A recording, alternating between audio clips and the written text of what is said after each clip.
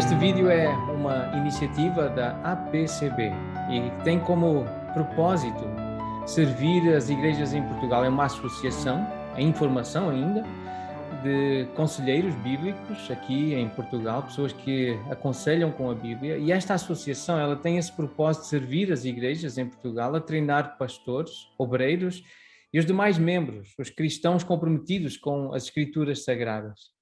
E por isso, comprometidos com as suas igrejas locais. Homens, mulheres, que querem trabalhar para a obra do Evangelho, para o avanço do Evangelho, e por meio do aconselhamento bíblico. Vários pastores têm se unido na afirmação de que a Bíblia é suficiente para responder às perguntas sobre como agradar a Deus, para viver como Deus quer que vivamos. Quero lembrar de um texto na segunda carta de Pedro, no capítulo 1, que diz que nós temos recebido do Senhor, o seu divino poder está disponível, Ele tem nos doado todas as coisas que conduzem à vida e à piedade. Nós temos aquilo que nós precisamos para viver uma vida de devoção, pelo conhecimento daquele que nos chamou para si, para um relacionamento com Ele, por meio da sua glória, a sua excelência, da sua virtude. Ele tem nos dado essas capacitações e esse discernimento. A proposta hoje, o convite é para falarmos sobre um tema, o tema do homossexualismo. Na verdade, como a igreja, os cristãos devem abordar esta questão que tem insistido em aparecer como uma das principais causas a ser defendida na sociedade ocidental. É um tema sensível, é um tema atual e tem insistido então em ser debatido e apresentado e defendido.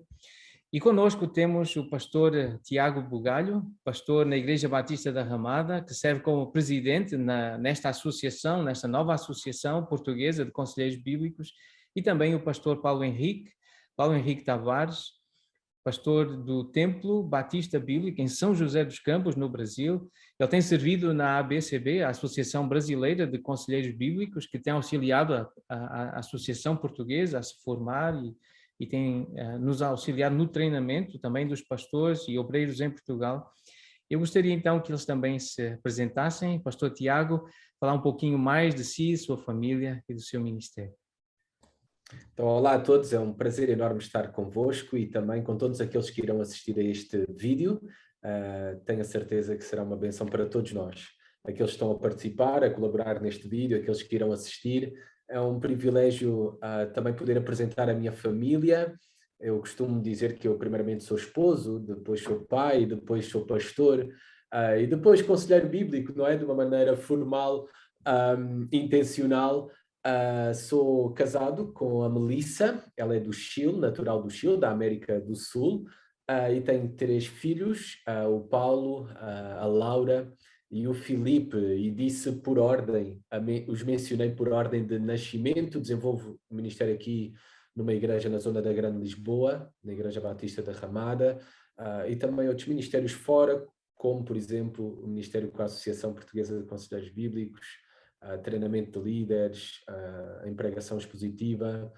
Então, um pouco daquilo que o Senhor, na sua graça, permite nós fazermos para Ele e para a bênção da sua igreja. Pastor Paulo Henrique, fala-nos então um pouquinho de si, apresente-se um pouco mais.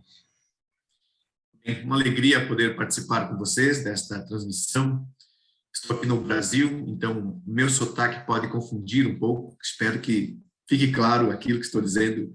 Os irmãos pastores portugueses podem ir corrigindo minhas expressões que não soarem tão bonito como soa no sotaque português, né?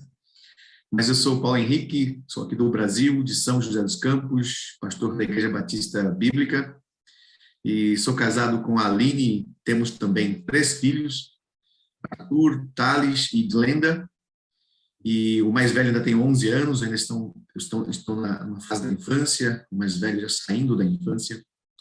Mas além de pastor, evidentemente que é a minha dedicação, mas com o Ministério também de Aconselhamento, com a ABCB, a Associação Brasileira de Conselheiros Bíblicos, que já tive o privilégio de estar também na APCB, algumas vezes em Portugal para ministrar.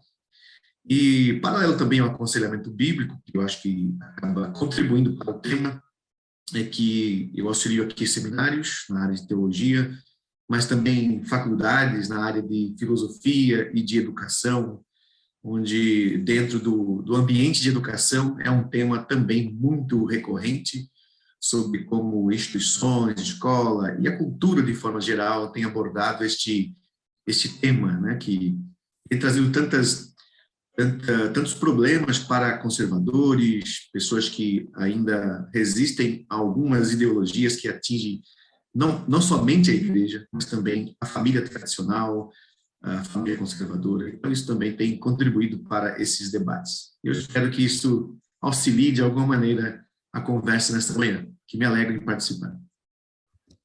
Obrigado, irmãos, pela presença, disponibilidade. O meu nome é Pedro Barbosa, eu sirvo na Igreja Bíblica, é um projeto de plantação, uma igreja que tem tido apoio de igrejas do Brasil, inclusive a igreja que o pastor Paulo Henrique serve, lá em São José dos Campos, e outras igrejas que têm este mesmo compromisso com as Escrituras, com a suficiência, a inerrância das Escrituras, e que querem ser fiéis no uso da palavra de Deus, têm apoiado Portugal e a APCB.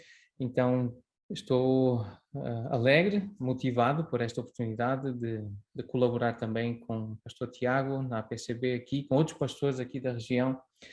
E este tema, então, o homossexualismo, como referimos há pouco, tem provocado muitos debates, muitas divergências, dúvidas, ou seja, muito barulho também. E seria importante ouvirmos o que a Bíblia diz sobre esta questão. Pastor Tiago Bugalho, lembre-nos então o que a Bíblia diz sobre o comportamento homossexual. Bem, isso é o mais importante e alegro-me, Pedro, que vamos começar pelas Escrituras, o fundamento de tudo aquilo que queremos e praticamos para esta conversa sobre o comportamento homossexual, sobre o homossexualismo.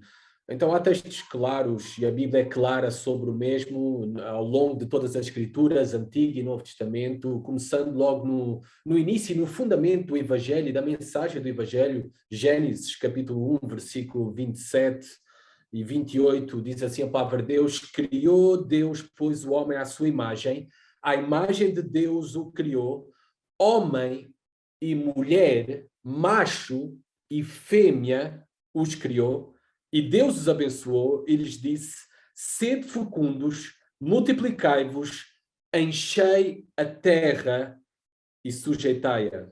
E depois continua o texto, mas queria este destaque da criação, da ordem natural de Deus, do plano original de Deus, a criação de macho e fêmea, homem e mulher, dois sexos, que a biologia os comprova claramente, mas também com um propósito, o cumprimento da primeira grande comissão.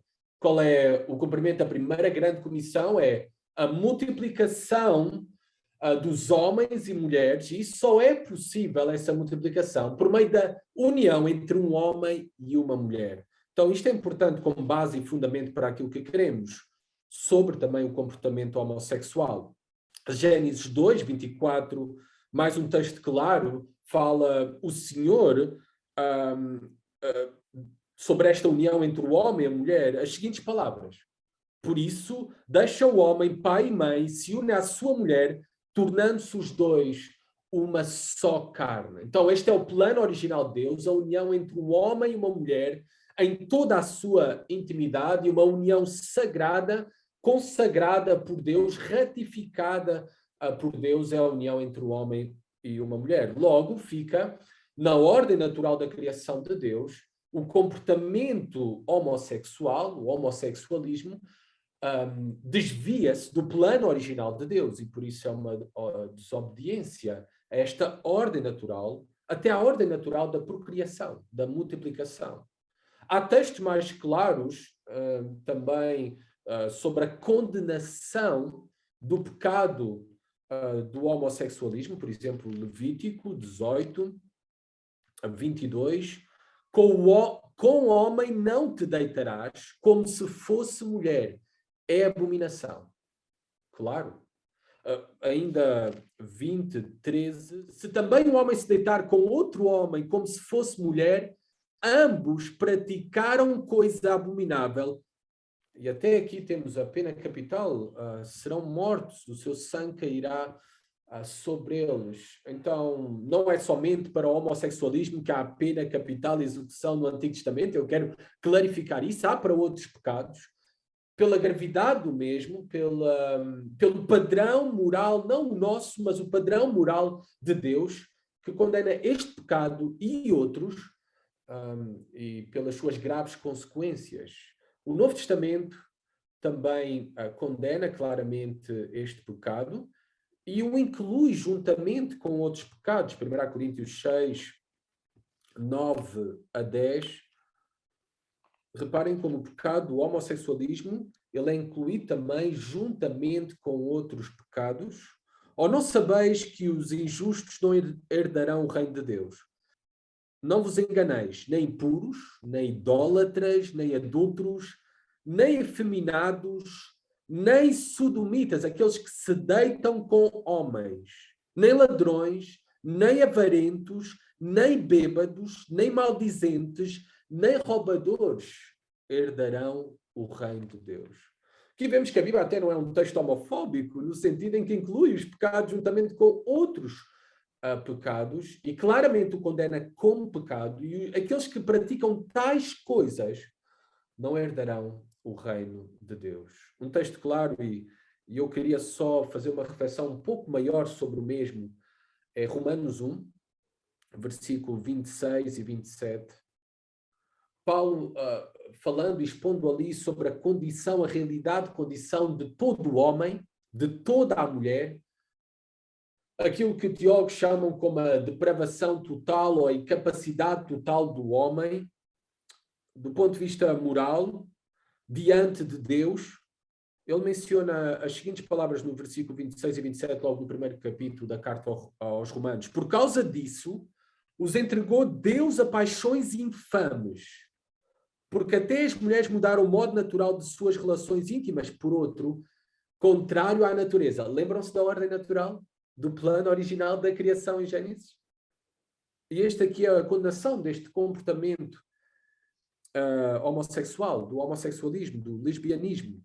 Semelhante, os homens também, deixando o contacto natural da mulher, se inflamaram mutuamente em sua sensualidade, cometendo torpeza, homens com homens, e recebendo em si mesmos a merecida punição do seu erro.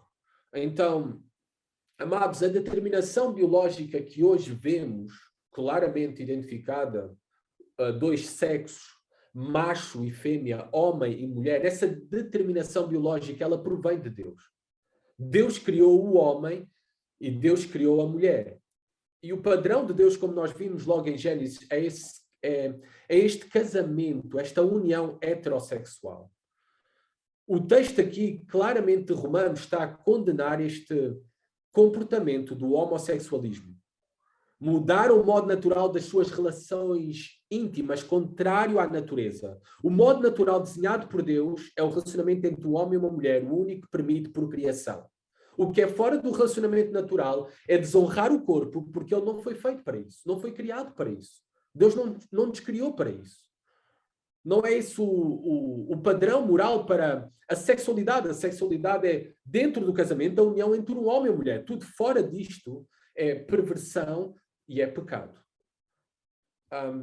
O homossexualismo é um comportamento errado, pecaminoso, porque não é um relacionamento natural.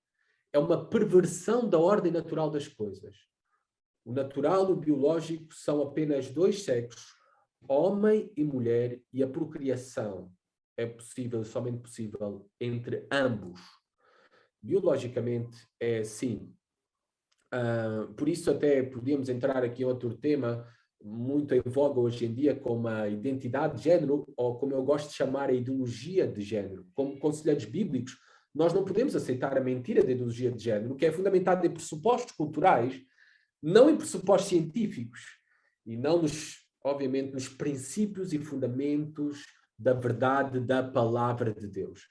E aqui, mencionado neste texto de Romanos, fala sobre o juízo de Deus, e a nossa sociedade está a sofrer o juízo de Deus. Isto pode-se ver com todo o tipo de desvios, de turpações e desconstruções daquilo que Deus desenhou originalmente. E no comportamento sexual. Paixões infames, fala Paulo, estes desejos intensos, estas que se queimam de paixões uns pelos outros, mas aqui de uma maneira errada. Esta paixões e desejos do homossexualismo é um problema do coração.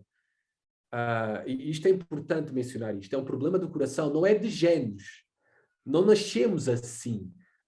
Versículo 24 do mesmo capítulo 1, reparem o que diz. Por isso Deus entregou tais homens à imundícia pelas concupiscências, os desejos de seu próprio coração, para desonrarem o seu corpo entre si. E depois vai falar do homossexualismo.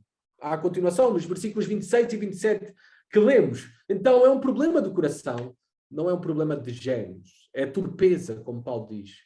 É indecente. É desonroso.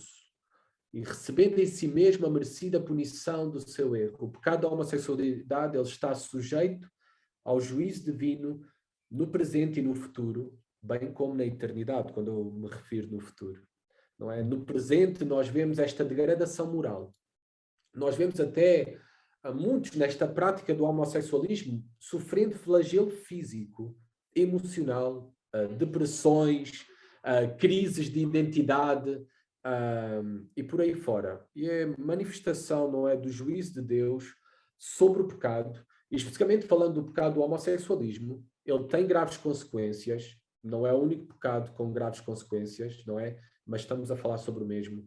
E aqui tentei mostrar através das Escrituras o que a Bíblia fala sobre o mesmo. Obrigado, Pastor Tiago. Pastor Paulo, o Pastor Tiago fez uma exposição daquilo que acreditamos realmente ser a visão bíblica sobre esta questão, o que é que a Bíblia diz claramente sobre este assunto. Mas para si a pergunta então é esta: qual o impacto que esta cosmovisão, esta forma de olhar, esta cosmovisão cristã tem sobre a sociedade? Há um impacto, e essa acusação que os cristãos, quem lê a Bíblia, se torna homofóbico. Talvez este termo também precise ser explicado. Eu sei que o pastor Paulo tem tido a oportunidade de refletir sobre isto e até de conversar e ensinar sobre este assunto. Então, diga-nos, o que acha desse impacto da cosmovisão cristã sobre esta questão? O pastor Tiago já fez um belo resumo com vários textos que ele citou, e vou me apropriar de várias citações que ele fez, assim não preciso lembrar aqui nem ler, porque eles leu os principais textos, mas a pergunta objetiva, uma cosmovisão cristã, que já foi lido sobre as Escrituras, nós cristãos temos um pressuposto, uma base de crença que são as Escrituras, os textos sagrados. Isso é muito importante para a nossa cosmovisão. O que significa que nós não nos moldamos a forma de interpretar o mundo, a modernidade, aquilo que o homem, que a natureza dos homens, que a cultura dos homens passa a aceitar. A nossa base é a crença nas Escrituras. Agora, isso também significa que seremos acusados de não olharmos para o fenômeno do homossexualismo. Eu vou chamar de fenômeno por essa razão, porque ele existe de certa maneira, nós não podemos negar. Mas não é uma coisa nova, não é um fenômeno novo. Ele só é um fenômeno novo dentro de ambientes de discussão, como hoje se discute direitos do homossexual, se discute a aceitação, até mesmo a imposição, como se este fosse o caminho natural. Isto sim é novo, mas o homossexualismo não é novo, ele existe desde que o homem pecou. Na nossa cosmovisão, desde que Adão pecou e produziu filhos semelhantes a ele no pecado, o homem passou a buscar caminhos fora de Deus, fora da concepção, da criação de Deus pela revelação, mas também ferindo decretos, e eu quero chamar de decretos biológicos, que são inegáveis, sendo cristão ou não. Então, os decretos biológicos formaram as primeiras civilizações de humanos depois de Adão, e eles seguiam isso naturalmente. Embora tivessem homossexualismo em culturas antigas, por exemplo, o pastor Tiago citou Levíticos. Algumas pessoas vão ler Levíticos hoje e vão descobrir que aquela sociedade de Moisés lá no deserto, naquela oligarquia que Moisés está criando para governar aquele povo, o Moisés era muito radical, as leis eram muito radicais. Nós precisamos compreender que dentro daquele escopo, a sociedade não aceitou o homossexualismo ou outras práticas como algo natural, porque é autodestrutivo. Não simplesmente porque esses pecados eram piores do que outros pecados. Não era essa a questão, né?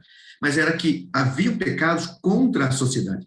E muitas sociedades antigas, mesmo não sendo cristãs, como a sociedade de Moisés, no mesmo período, também aboliu o homossexualismo como prática pela simples questão de um decreto biológico. Um decreto biológico quer dizer, imagine se o homossexualismo se torne a norma social e todos os cidadãos daquela sociedade decidam pelo homossexualismo, mesmo não sendo cristãos, simplesmente pelo decreto biológico da natureza. Homem com homem, mulher com mulher não procria. Então aquela sociedade estaria condenada ao fracasso, ao desaparecimento e por aí vai.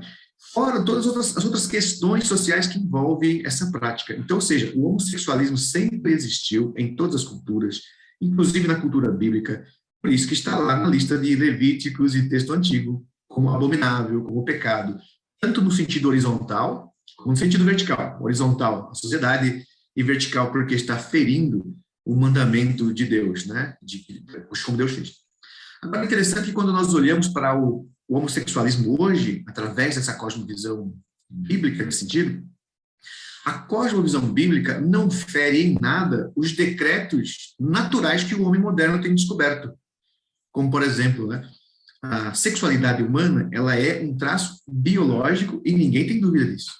E ele é binário, ou seja, não precisa ser não precisa ser um perito em medicina e biologia para saber que a sexualidade ela tem um traço binário. Só tem dois, não tem jeito. Né? É XX e XY. Se você não tiver a cosmovisão cristã, ainda assim tem que se sujeitar a um decreto biológico na natureza. O que significa que o pensamento bíblico, ele não é um pensamento retrógrado, antiquado, ultrapassado. Quando o Tiago leu Gênesis 1:7, ao citar isto, ele diz que lá Deus criou macho e fêmea. Está falando de sexo. Né? E para a nossa língua portuguesa, é difícil traduzir isso ao pé da letra, porque soaria muito estranho para nós. Porque ele se refere ao órgão genital, né? Que é exatamente um contrário do outro. Um ishá. Agora, é claro que aqueles que nos ouvem sabem que não pronunciei corretamente as palavras no hebraico, aqueles que conhecem o hebraico, provavelmente. Porque nós produzimos esse som, né? Ishá, mas ele é um uso do diafragma para dentro e para fora, onde é difícil para os ocidentais pronunciarem essas palavras corretamente, né? Alguma coisa que o diafragma vai fazer isso, e simbolizaria até mesmo o órgão genital masculino e feminino, macho e fêmea. Ou seja, está muito claro, até mesmo na narrativa bíblica, que os seres humanos, a sexualidade humana, está entre dois sexos. Então, gênero não cabe à humanidade. Os seres humanos não têm gênero, eles têm sexo. E quando eles nascem, isso está estampado nos manuais de medicina. E se tirarmos toda a cosmovisão da leitura da biologia, então não sobra nada. Se colocarmos somente a leitura biológica dos seres humanos, sendo cristão ou não, todos vão de conceber que tem macho e fêmea. Né? Exceto, é claro, estou falando de distúrbios biológicos que podem acontecer de variações, mas isso o próprio cientista ou médico vai considerar uma anormalidade, uma anomalia. Ele não vai dizer que aquilo é norma de forma alguma, né? A norma é homem e mulher. Então, a Bíblia não é antiquada. Então, quando nós, cristãos, nos apegamos à Bíblia para avaliar os fenômenos modernos, como o homossexualismo, nós não estamos contra a expressão, que é onde vem a sua pergunta, como isso afeta a questão da homofobia. A homofobia, hoje, como um crime que muitos têm colocado dessa forma, né, como um crime, querem entrar para o hall de crimes que você pode cometer. Então, a homofobia é uma violação do direito humano fundamental de liberdade de expressão.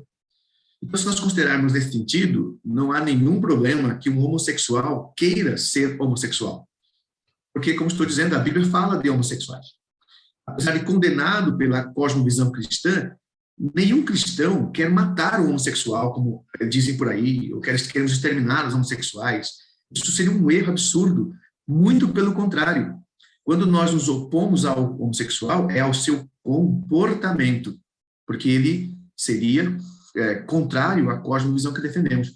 Mas todos os outros pecados, como também já frisou o pastor Tiago, há muitos outros pecados que nós condenamos, como prática, como pensamento, né? Porque ele vai contra Deus no decreto que Deus instituiu, àqueles que querem obedecê-lo, e contra decretos naturais. Por exemplo, o adultério, que está na lista de pecados lido aí nos textos, também condenamos. E adultério pode ser praticado por heterossexuais.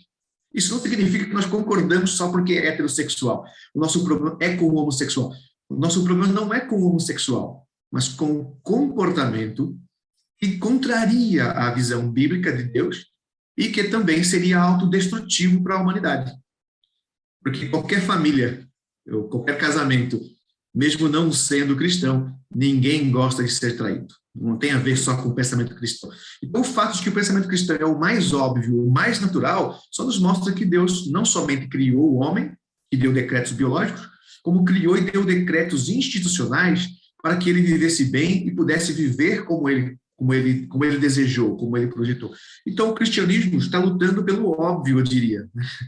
Então, o crime de homofobia, que é dito hoje popularmente, que é a violação dos direitos fundamentais do homossexual se expressar, não tem um problema. Ele pode ser homossexual. Nós não estamos dizendo que não pode. Sempre teve. A questão é que nós não concordamos, e não pregamos e não ensinamos. Então, assim como ele tem liberdade para decidir ser homossexual, isso não é um crime, como também eu tenho liberdade, por ser um cristão, de ser heterossexual e ensinar meus filhos. Então, aí é que nós temos um problema.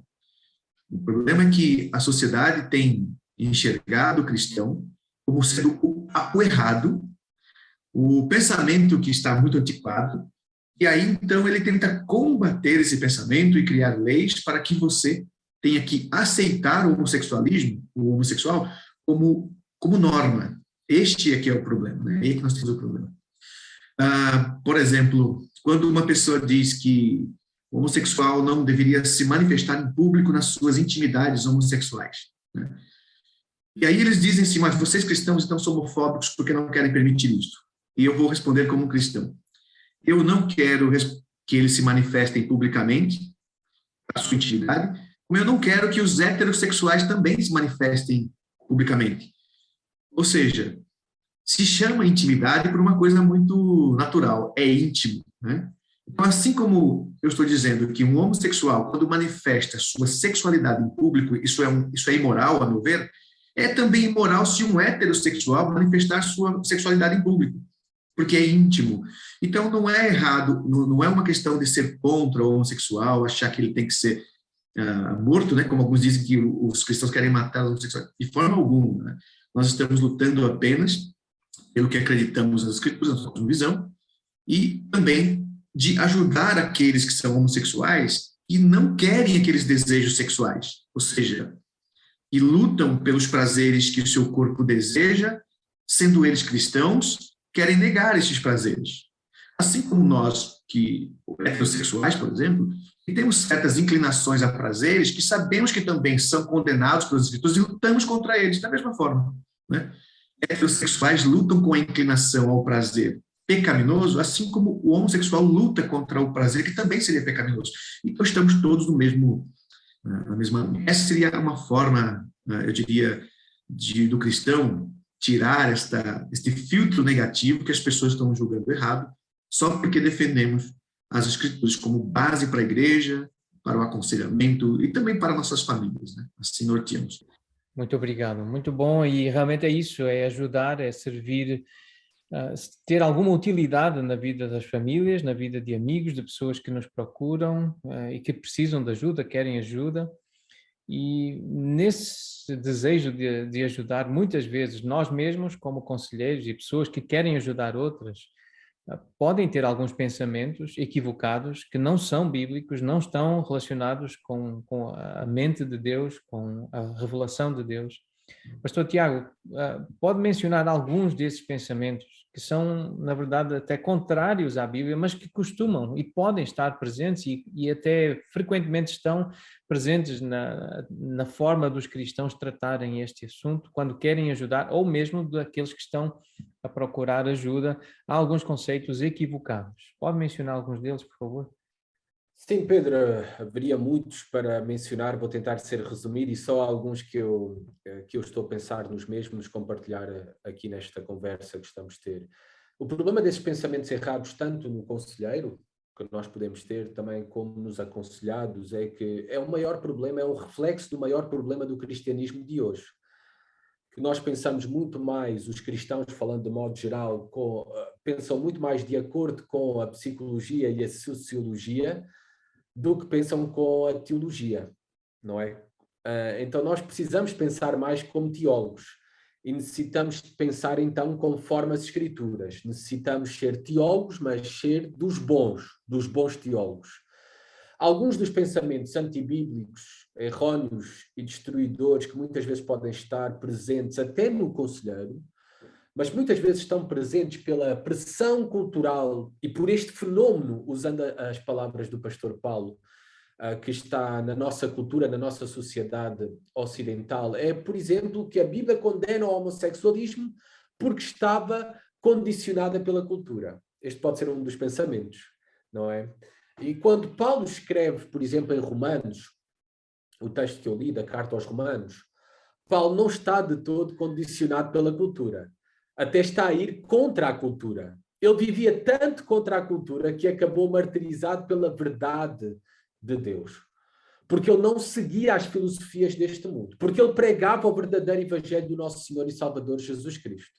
E Paulo estava a ir contra a cultura, condenando o homossexualismo, porque no mundo greco-romano, do primeiro século em que Paulo está a escrever, o homossexualismo era algo muito comum, era uma prática muito comum, e isso é história e é conhecido. Mesmo homens que tinham casamentos heterossexuais, mas tinham imperadores e tudo, práticas homossexuais, e era algo muito comum. Então Paulo está aqui a ir contra a cultura e a arriscar, digamos, a sua vida por ir contra a cultura. De nenhuma forma está condicionado pela cultura. Também o pensamento que a Bíblia é um texto antiquado e homofóbico, não é? Nem a Bíblia, nem o apóstolo Paulo trata o homossexualismo como o pior de todos os pecados. É interessante notar que a Bíblia trata o homossexualismo em pé de igualdade com outros pecados. Eu li para vocês há pouco 1 Coríntios 6, 9 e 10. E aparece na mesma lista o homossexualismo juntamente com outros pecados, não é? Até pecados praticados por heterossexuais. Com isto eu também quero fazer uma ressalva.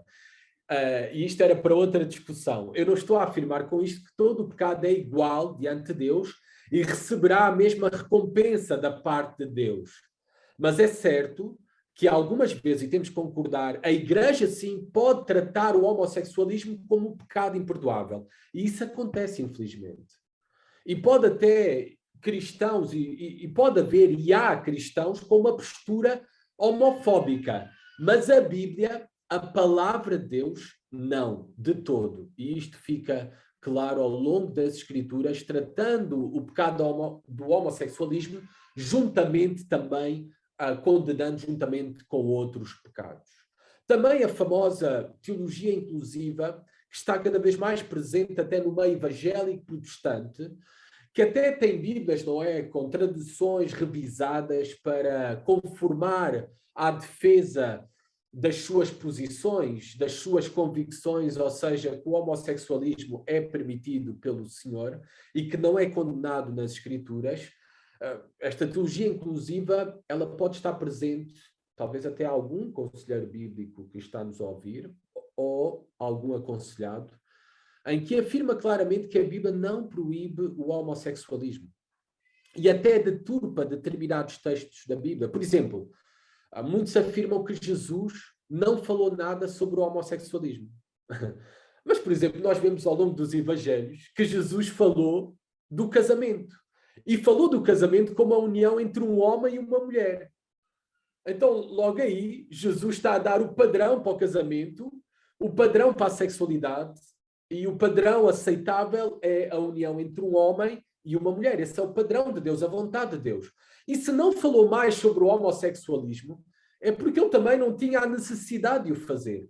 Pois era claro para a sua audiência que o homossexualismo era pecado. era condenável, pelas razões das Escrituras e pelas razões biológicas, naturais, que o pastor Paulo Tavares destacou há pouco. Também alguns afirmam, por exemplo, eu usei o texto de Levítico, e pode estar no pensamento desta teologia inclusiva, não, a lei mosaica já não está vigente para nós. Isto era na antiga aliança, era para o povo de Israel. Ora, nós temos que ter em atenção que sim, dias, festas, rituais, leis cerimoniais, sim, já não estão vigentes para nós na nova aliança em Jesus Cristo. Mas o resto da lei de Deus, a lei moral de Deus, o padrão moral de Deus, ela continua a ser para nós. O não roubar, não adulterar e também, entre outros, não cobiçar e também não praticar o homossexualismo. Então, esses são alguns pensamentos, não me quero estender, podia falar sobre muito mais, mas também quero dar a oportunidade ao pastor Paulo também de poder contribuir.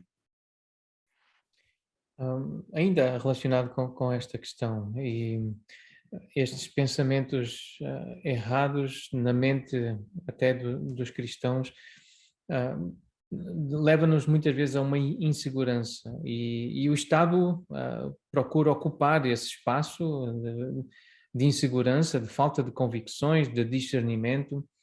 E esta pressão cultural e esta influência tão grande, inclusive esta iniciativa de querer auxiliar os cristãos e quem luta com esta questão, encontrar ajuda através deste vídeo, nós até temos que considerar o veículo, não é? Por onde é que vamos fazer chegar esta informação às pessoas, porque sabemos que há leis que podem ou que estão a ser criadas, mas há filtros nestes veículos de comunicação que podem impedir que se propague esta mensagem e, inclusive, proibir este tipo de postura que o pastor Paulo já mencionou e que o Tiago também agora referiu. Mas essa questão da importância do Estado. A Igreja tem que aceitar tudo o que o Estado aceita e impõe. Se o Estado nos proibir de falar, porque o Estado tem tido intervenções muito fortes na vida da Igreja, esta situação da Covid, das restrições, trouxe também uma grande polêmica, mas sobre este assunto, pastor Paulo, pode falar um pouquinho sobre como é que a Igreja deve se relacionar com o Estado nestas questões? É um assunto também que estende ao tópico somente sobre o homossexualismo, evidentemente, né? E outra área também que acaba transitando muito aqui nessa questão sobre a política, o direito e a filosofia. Então, a igreja tem se acostumado, infelizmente, né, a acreditar que ela tem que se moldar a tudo que a sociedade é. E isso nem mesmo uma boa visão política deveria aceitar. Então, como, por exemplo, eu acredito de que um Estado serve para deixar as coisas como estão. Então, no sentido político, eu sou daqueles que defendem um Estado mínimo. O Estado só serve para deixar as coisas como estão. Então, por exemplo, o Brasil, vou falar aqui do Brasil, o Brasil é um país conservador, é um país cristão, onde a maioria é cristã. Então, o Estado não pode interferir nisto, já que o Estado não é dono do país. Ele tem que manter as coisas como são. Ele serve, por isso se chama servidor público.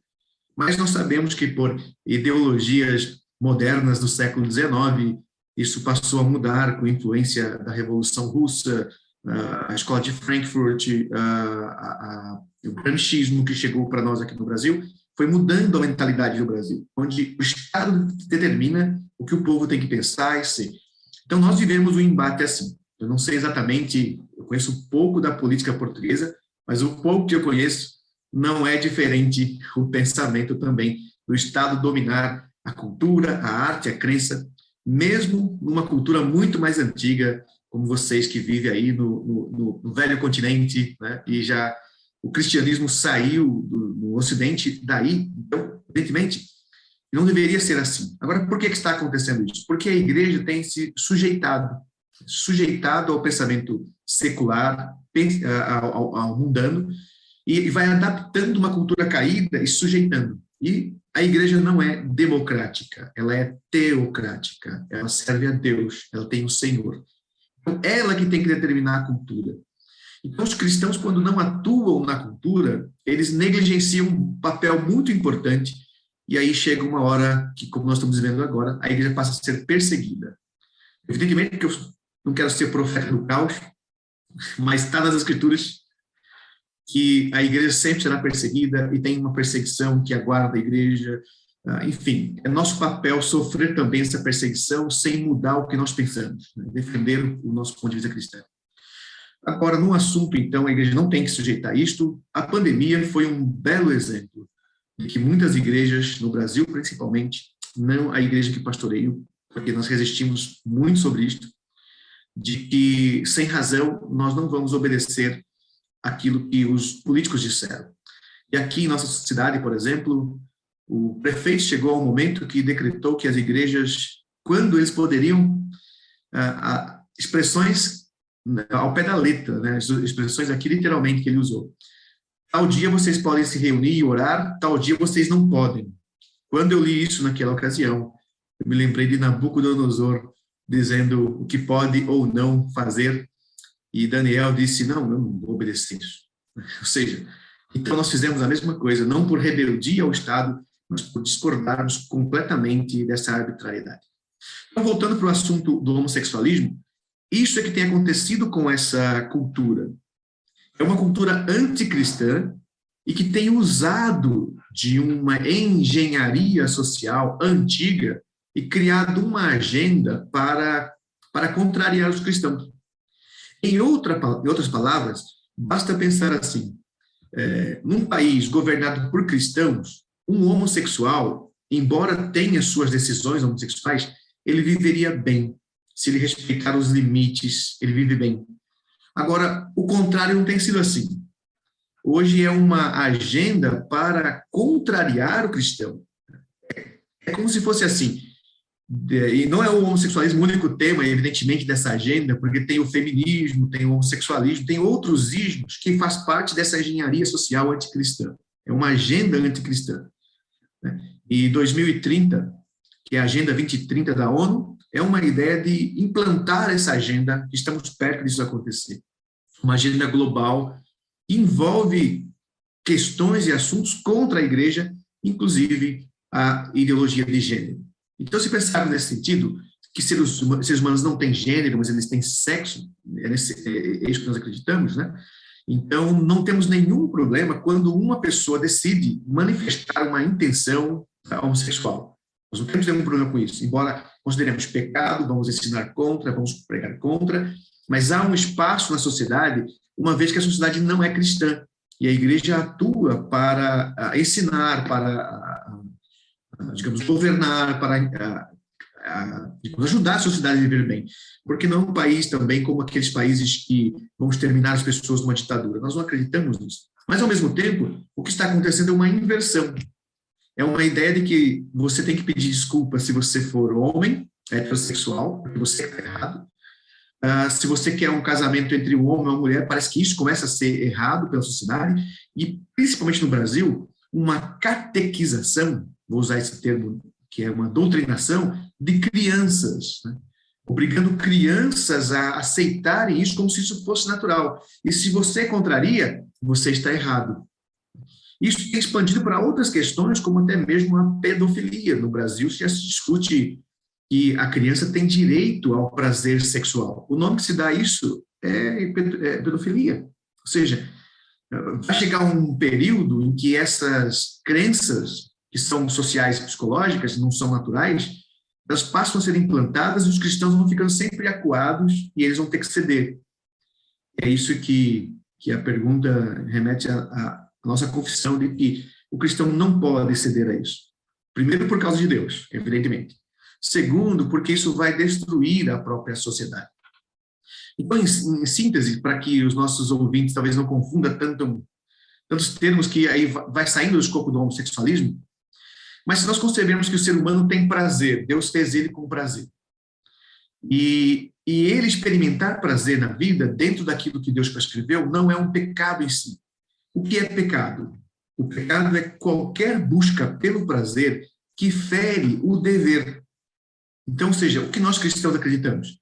que o prazer ele é consequência do dever, e não o contrário. O prazer não vem antes. Né? Então, a mesma coisa de prazer sexual. Quando Deus fez o ser humano está dotado de capacidade de prazeres sexuais. É natural do ser humano, isso não é um pecado. O ser humano é sexual. Porém, antes do prazer tem o dever. Por isso o pastor Tiago leu, deixará o homem pai e mãe. Então, primeiro você tem um compromisso. Quando nós pregamos que sexo é para o casamento, é porque estamos pregando que o dever vem antes. Primeiro você amadurece, primeiro vem o dever, depois vem a obediência, e como consequência do dever, do compromisso, da obediência, vem o prazer. Então está tudo certo, Deus disse, eu fiz vocês para isso, amadureçam, assumam o compromisso, então você vai ter uma sociedade politicamente, né, que é a ideia do Estado aí, saudável. Imagine que todos os cidadãos do mundo decidissem viver a vontade de Deus.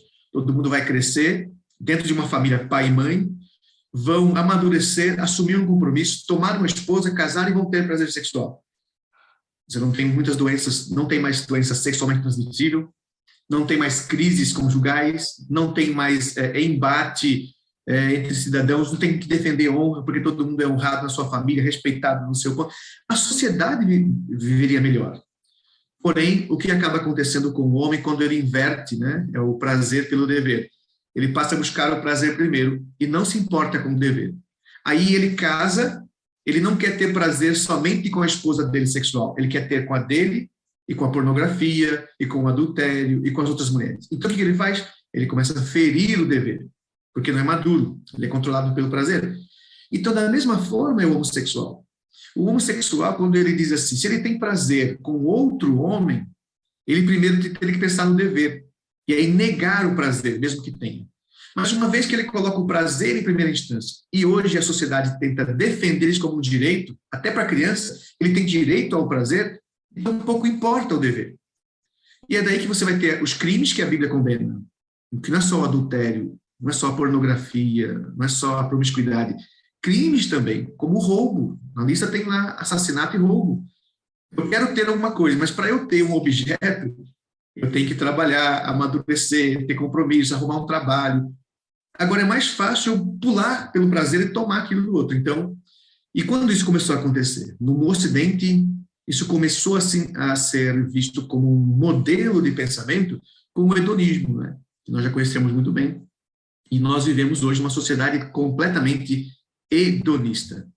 E é por isso que vem a defesa do homossexual. Nós reconhecemos que o homossexual tem prazer sexual, reconhecemos que ele tem direito à expressão, nós não vamos obrigá-lo a isso, mas o que nós reconhecemos é que isso seria contrário à palavra de Deus e errado, porque é autodestrutivo uma sociedade que não pode ser incentivado, como no passado existiu, mas era a minoria, não era a norma.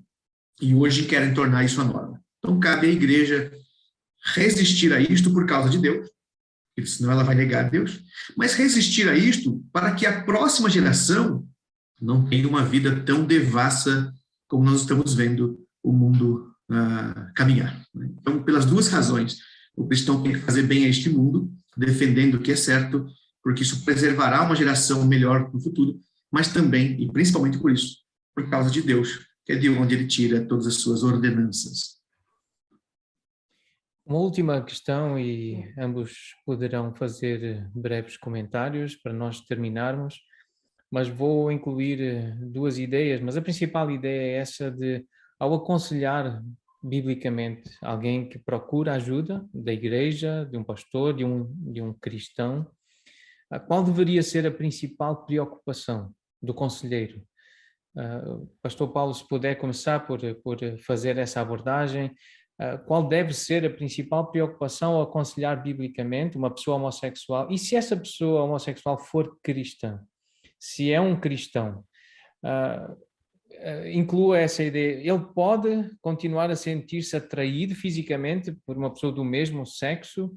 Isso é algo concebível para o pensamento cristão, para a igreja, para o conselheiro? Lidar com essas duas questões para nós terminarmos, depois ouvimos o pastor Tiago, se quiser acrescentar também alguma coisa. Pastor Paulo, por favor. Muito bem, essa é uma pergunta muito importante para nós, conselheiros, que ensinamos, né, treinamos conselheiros em relação a tantos temas, mas o homossexualismo é um deles.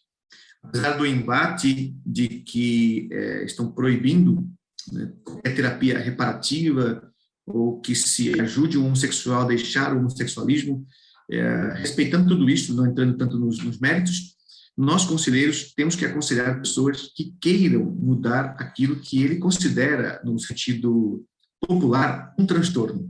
Então, se nós partimos do ponto de vista que existem dois sexos, macho e fêmea, e qualquer identificação, que é esse é o termo usado, né, a identificação com outras formas que eles chamam de gênero, e nós já estamos discordando disso, que ninguém nasce com gênero, e sim com sexo biológico. Então, gênero é um conceito sociológico e psicológico, não é um conceito objetivo. É a crença de que uma pessoa pode ser o que ela quiser, ela se identifica com alguma coisa e ela quer ser, é uma identidade. Então, nesse sentido, quando nós, conselheiros, vamos aconselhar, primeiro temos que entender esse ponto, para até não sermos acusados de homofóbicos, que estamos praticando algum tipo de terapia reparativa, porque estamos convertendo aquele indivíduo. Esse é o primeiro ponto.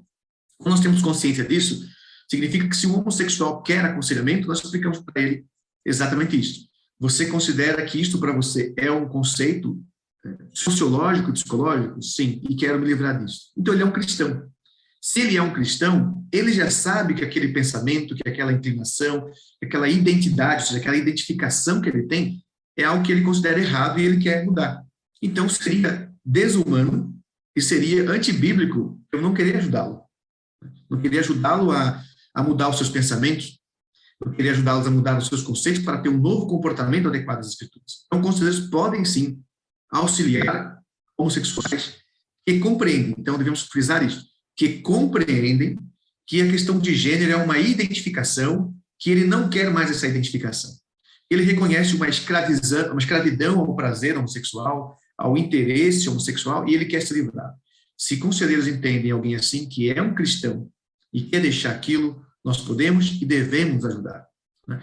Agora, o que nós não podemos fazer nesse sentido é sair por aí dizendo, eu vou converter todo mundo, vou lá na parada gay, todo mundo tem que ser cristão. Se ele não é um cristão, eu sou contra, politicamente, a manifestação pública da sexualidade, mas eu sou também de todos os cristãos, né?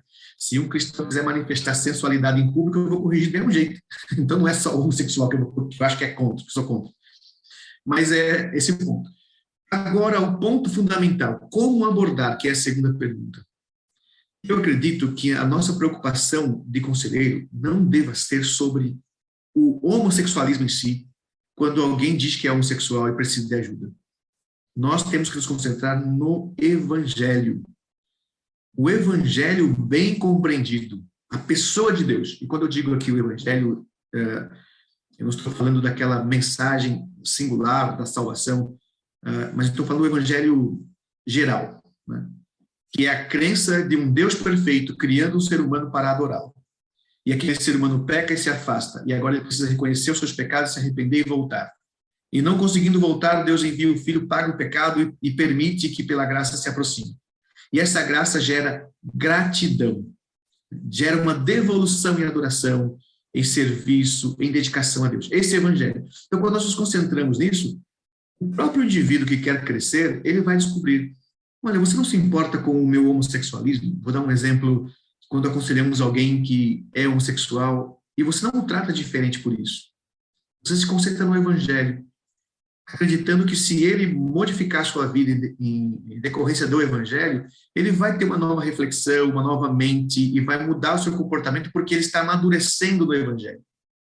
Nós, conselheiros, erramos quando o conselheiro vê o homossexual como um pecado diferente e passa a se concentrar naquele pecado e não no Evangelho. Ou se consertar aquele pecado, consertar o valor moral, consertar o comportamento, isso se torne mais importante do que o conhecimento do Evangelho reparador, do Evangelho que dá uma nova natureza. Assim, o homossexual pode dizer, então você está fazendo uma lavagem cerebral. Exatamente, nós estamos lavando o seu cérebro com a Bíblia.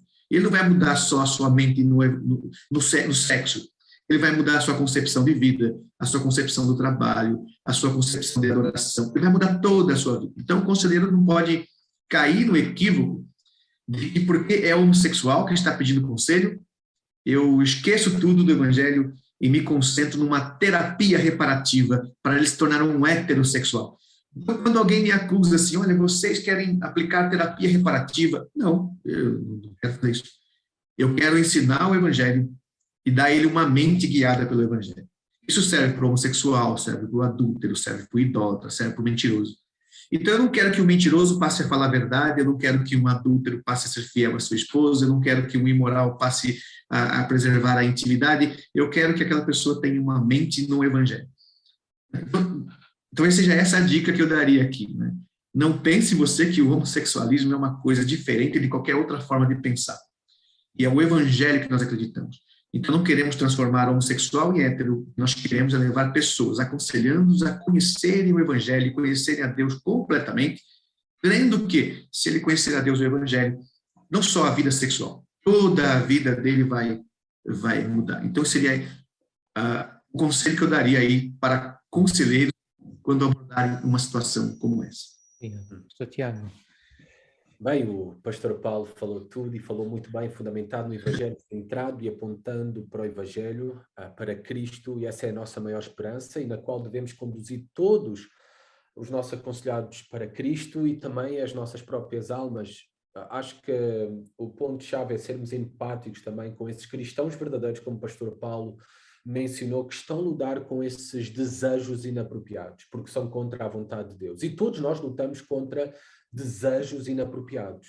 Há sim uma grande diferença entre tentação e a consumação do pecado. A consumação do pecado que até pode ser em ter fantasias, em masturbar-se, num relacionamento sexual. Essa é a consumação do pecado. Mas há uma grande diferença também importante, e o pastor Paulo tocou isto, não é? Eu só quero reforçar esta grande diferença entre a nossa identidade ser a de homossexual ou de estarmos a sentir atração por pessoas do mesmo sexo. Está uma diferença gigantesca, porque não existe cristão verdadeiro que permanece na prática do pecado do homossexualismo e tem a sua identidade como de homossexual sem arrependimento, sem luta. Assim como não existe cristão avarento, mentiroso, que permaneça na prática destes pecados. Agora, a realidade é, entendendo os estágios, não é, da salvação, justificação, santificação, glorificação, e ainda não estamos livres da presença do pecado, ainda não estamos glorificados. Por isso é que nós lutamos contra determinados pecados, inclinações, paixões, desejos da nossa carne. Todos nós. Nós temos um coração corrompido pelo pecado, a minha natureza é pecaminosa, mesmo apesar da minha justificação pela fé em Cristo e da presença do Espírito de Deus em mim. Diariamente do meu coração corrompido, e nós temos que entender que isso também é uma realidade no aconselhado, procedem desejos, intenções, reações e pensamentos carnais e pecaminosos. E há também as tentações externas trazidas por este mundo, por outros e pelo próprio Satanás. Augusto Nicodemos tem uma frase, não é? Que ser cristão não implica a libertação da presença do pecado. A nossa caminhada aqui não vai ser tranquila. Deus nunca o prometeu, apenas prometeu que a chegada seria segura. Então, aqui há luta, aqui há cruz. O pastor Paulo falou até da realidade da igreja perseguida. Foi assim com o nosso Senhor Jesus Cristo. Primeiramente cruz e depois glória. Então aqui há luta contra o pecado, essa é a nossa maior luta e a nossa maior esperança em Cristo Jesus é que um dia seremos libertos também da presença do pecado e das consequências do pecado e toda esta nova criação será liberta da sua presença. Enquanto isto, devemos sim considerar sempre, e os nossos aconselhados, e aqueles que lutam contra estes desejos inapropriados, pecaminosos, considerar sempre que a nossa identidade tem que estar em Jesus Cristo. Não existe tal coisa como cristãos gays, como não existe cristãos bêbados ou cristãos adúlteros. A nossa identidade já não está nos nossos desejos ou pecados. Porque há muitos que estão a afirmar, eu sou um cristão gay. Não, não, não. Nós já não devemos viver de acordo com o velho homem. O apóstolo Paulo fala sobre isso claramente em Gálatas 2:20. Logo já não sou eu quem vive, mas Cristo vive em mim.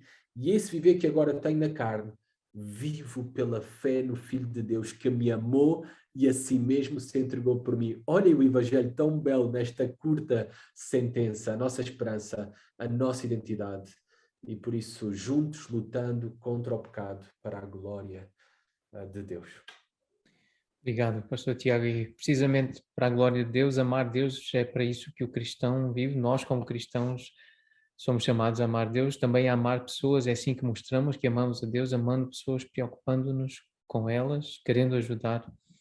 Eu queria só trazer um tema que me tem preocupado até pela forma como eu vejo muitas vezes os cristãos abordarem este assunto, com piadas e com desrespeito, usando expressões fortes, vulgares.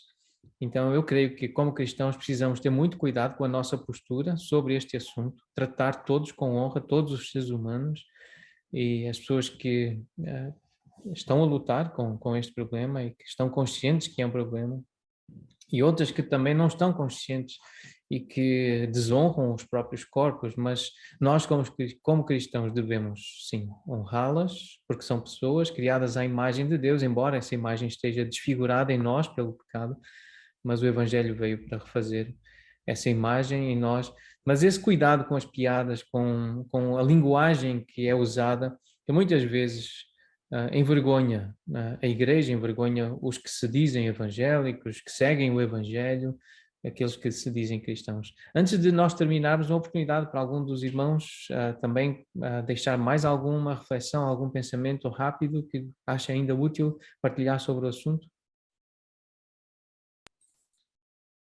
Eu só acrescentaria algo dentro do que você mesmo já mencionou, pastor Pedro, e você disse que esse é um assunto que às vezes os cristãos levam muito para fazer piadas e brincar muito com isso, né?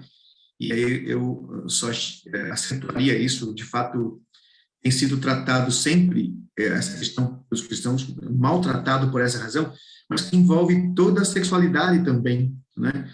Ou seja, nós vivemos num mundo hoje que tem muito humor, né? Então, fica aqui um pouco das minhas prerrogativas filosóficas sobre isso, né? A meu ver, o humor ele é inútil. O humor não contribui para nada. O humor é uma distração. Então, nós vamos rir, vamos brincar às vezes, mas ele é distração. Se a gente passar o dia inteiro contando piada, no final do dia ninguém aproveitou nada daquele dia. E o mundo hoje está repleto de inutilidades, né? E o cristão, às vezes, ele cai também nesse engodo, né, das inutilidades. E a vida sexual é 90% do enredo humorístico do mundo moderno, né? Então se faz piada sobre tudo, mas para nós cristãos, sexo é uma expressão para conhecer a Deus, é algo sagrado, é algo sério, né? E que as pessoas estão transformando isso e os cristãos estão aceitando essas coisas sem perceber. Então eu só friso exatamente isso.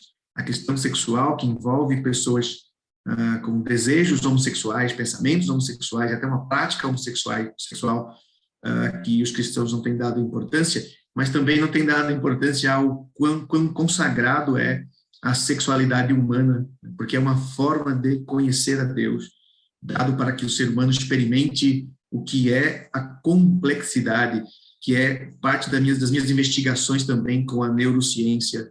Ou seja, não há outra experiência humana que seja tão transcendental, experimentada por todos os seres criados, do que a relação sexual. Não tem outra, né? Experimentação do que é ser um ser humano complexo. E toda complexidade nos remete a algo maior do que ela. Então, o Salmo 19, né, que o salmista vai contemplar a grandeza do universo, que na cabeça dele é algo transcendental, vai além da compreensão humana, e ele disse que aquilo ali era só o tatear dos dedos de Deus. Assim também, a sexualidade ela é tão complexa para o ser humano que nós deveríamos usar isso para descobrir o quão sagrado é e que Deus nos deu para descobrir que ele é maior do que isso.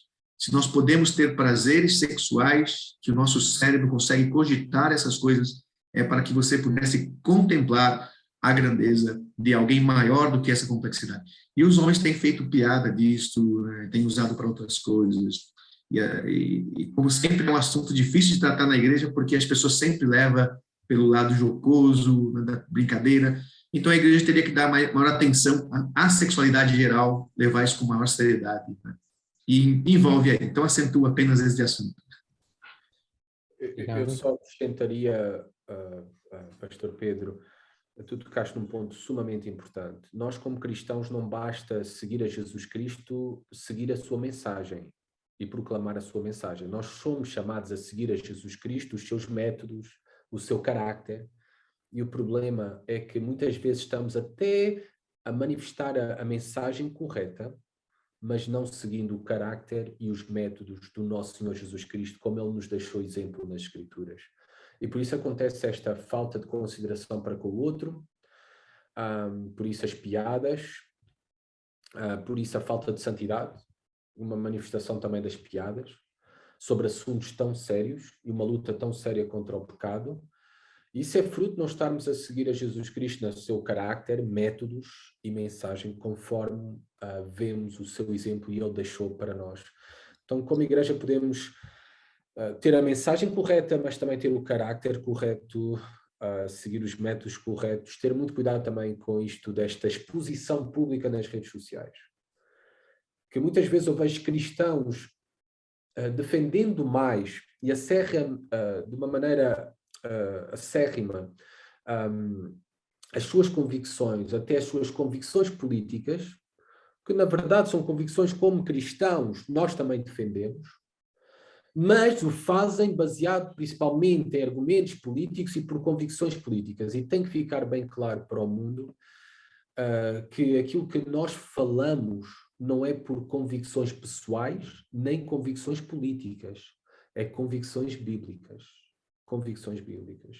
Isto é também só um pouco sobre isso, que às vezes há um discurso agressivo de cancelamento nas redes sociais, motivado por motivações meramente políticas e pessoais, não bíblicas, por muito que até sejam assuntos que nós, por exemplo, somos contra o pecado do homossexualismo, como tivemos a falar durante este tempo, contra o aborto, contra a eutanásia, mas como cristãos o devemos fazer e posicionar-nos como Jesus Cristo fez, com a verdade, de uma maneira firme, mas graciosa, não é? E chamando os homens ao arrependimento.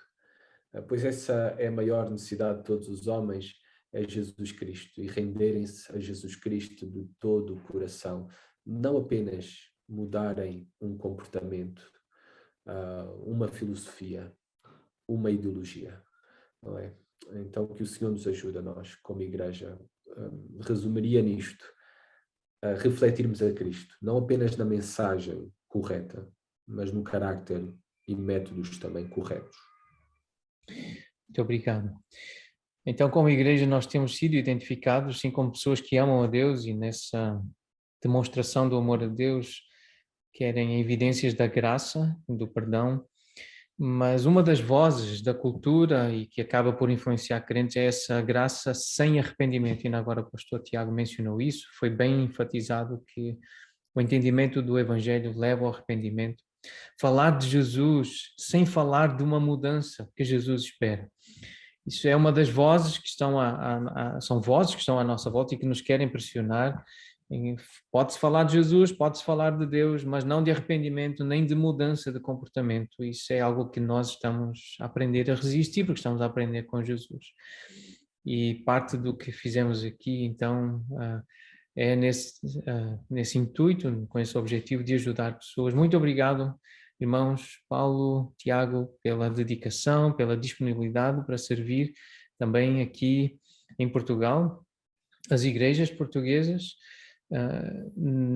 Em outubro, dia 21 e 22 de outubro, haverá a 5ª conferência de treinamento e aconselhamento bíblico da APCB, da Associação Portuguesa de Conselheiros Bíblicos. Esta associação, como já referi, tem tido o apoio dos irmãos do Brasil, inclusive o pastor Paulo Henrique já veio ensinar e outros pastores do Brasil já vieram ensinar. Desta vez teremos um pastor de Espanha conosco, o pastor Davi Barceló, pastor da Igreja Evangélica da Graça em Barcelona, e o tema será precisamente este: as mudanças que Deus deseja. É falar sobre mudanças, as mudanças que Deus quer ver em alguém que realmente entendeu o Evangelho, que entendeu a graça de Deus, o amor de Deus. Além destes irmãos, outros, além do pastor David Barceló, outros pastores portugueses de igrejas aqui, inclusive o pastor Tiago Bugalho será um dos preletores, um dos pregadores, um dos professores nessa conferência. Será aqui na região da Grande Lisboa, o local está para ser confirmado, mas será aqui na região, provavelmente na região de Odivelas. E acerca das inscrições e outras informações sobre essa conferência que ocorrerá em outubro, dia 21 e 22, quem estiver interessado poderá acompanhar nas redes sociais da APCB e perguntando também ao pastor da sua igreja, irmãos que estão a liderar o ministério local, certamente saberão depois mais informações sobre esta conferência que ocorrerá aqui em Portugal muito em breve. Obrigado, pastor Paulo. Obrigado, pastor Tiago. Que Deus continue a abençoar o vosso dia, o vosso trabalho. E eu queria, não sei se os irmãos também se querem deixar alguma palavra de despedida e depois eu quero então fazer uma última consideração. Muito obrigado, Pedro, por tudo. Obrigado, pastor Paulo, também por estar connosco e servir a igreja com tanta disponibilidade e disposição. Obrigado pelo seu amor para connosco. Queria agradecer de uma maneira especial. Eu realmente agradeço também a oportunidade de revê-los mesmo online e também participar dessa conversa tão importante para todos nós, para todos os cristãos, no aconselhamento. Então, minha oração é que Deus continue abençoando vocês também na PCB, com as conferências, com o ministério, cada pastor também, né, no ministério particular, mas é uma alegria poder participar disso, né, ou seja, fazer parte disso, mesmo com pouca contribuição, né, bem singela, mas de saber que as coisas estão acontecendo segundo a vontade de Deus aqui em Portugal, me alegra muito. Então, louvo a Deus pela vida de vocês. Obrigado. E como cristãos queremos ser realmente uma bênção para as nações, para a nossa nação em Portugal, e como os irmãos brasileiros também têm sido para nós queremos ser para outras nações. Nós temos aprendido com Deus, com o Senhor Jesus, com Paulo, que imitou Jesus a abençoar, e as palavras que ele usou no final da carta aos Efésios, eu queria deixá-las aqui também como uma demonstração do nosso desejo de bênção sobre as vidas daqueles que estão a ouvir. Que a graça de Deus, a graça do Senhor Jesus, seja com todos os que amam sinceramente o nosso Senhor Jesus Cristo. E que aprendam a amar, que aprendamos a amar e a servir sinceramente o nosso Senhor Jesus Cristo. Que a graça dele seja abundante nas nossas vidas. Muito obrigado. Amém.